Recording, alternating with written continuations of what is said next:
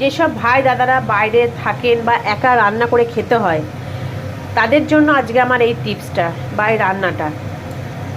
আমি এখানে ডিমটা, হাঁসের ডিমটাকে সেদ্ধ করে নিয়েছি, আর আলু আমি প্রেসার কুকারে সিটি দিয়ে নিয়েছি।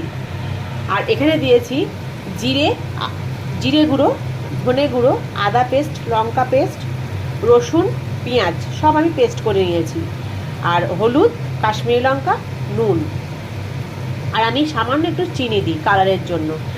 তা আপনারা এইভাবে তাড়াতাড়ি করে রান্না করে নিতে পারবেন।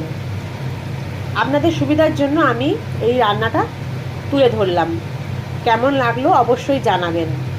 আর হ্যাঁ, আমি টমেটোও দিয়েছিলাম একটা, যেহেতু শীতকাল, এখন টমেটোটা খুব ভালো পাওয়া যায়, টমেটো আমি দিয়েছিলাম। তা কেমন লাগলো আমার ভিডিওটা আপনারা অবশ্যই জানাবেন, আর আমার পেজটাকে অবশ্যই ফলো করবেন। Thank you so much.